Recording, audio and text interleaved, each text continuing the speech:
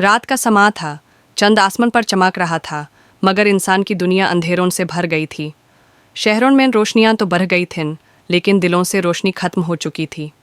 मस्जिदों के दरवाजे खुले थे, मगर अंदर आने वाले कम हो गए थे। लोगों के लिए नमाज एक बोझ बन गई थी और कुरान की तिलावत सिर्फ जनूज़ों में रह गई थी। ये सभी चौथी क़यामत की अलामतों का आगाज़ था। एक गांव का मंजर सोचिए।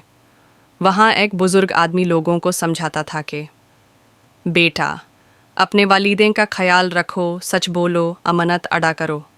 लेकिन नए दौर के बचाए उसकी बात का मजाक उड़ाते।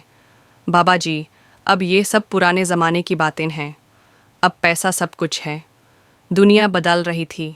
ज़मीन के टुकड़े बिक रहे थे, लहू सस्ता होता जा रहा था। हर तरफ कतालो घरत बढ़ गई थी। एक छोटी सी बात पर लोग तलवारों और बंदूकों तक पहुंच जाते। गलियों में लड़कियां लिबास के बगैर घूमती थीं और लोग फ़ख्र से कहते कि ये आज़ादी है। बच्चों से वालिदे की इज़्ज़त छिन गई थी और वालिदें अपने बच्चों की तरबियत भूल गए थे। एक शहर में एक गरीब आदमी था जो अमानतदार था। उसने अपने दोस्त के लिए माल संभाला, लेकिन जब वक्त आया वापस करने का, लोग उस पर हंसने लगे। पागल हैं, अगर पैसा तेरे पास है तो क्यों वापस कर रहा है? ज़माना तो धोखे का है। उसने आंसून भरी आंखों से कहा, रसूल अल्लाह ने फरमाया था कि क़यामत से पहले अमानतदारी उतरेगी। शायद वो वक्त आ गया है। फिर फितने फैलने लगे। हर तरफ अफवाहें, हर तरफ खौफ।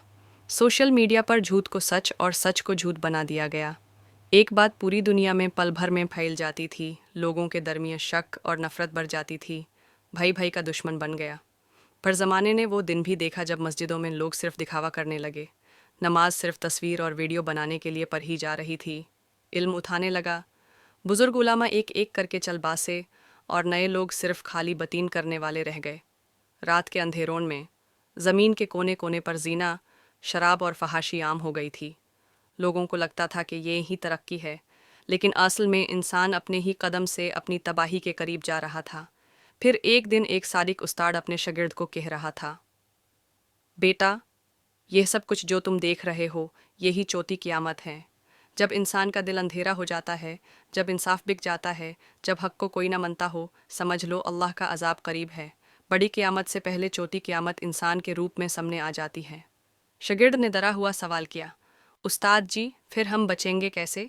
उस्ताद ने आंसून भरी आंखों से जवाब दिया, सिर्फ एक रास्ते से, अल्लाह की तरफ लौट कर, कुरान को पकड़ कर, रसूल अल्लाह की सुन्नत को अपना कर। वरना ये चौथी क़यामत हमें उस बड़े दिन के लिए तैयार कर रही है जहाँ से कोई बच नहीं पाएगा।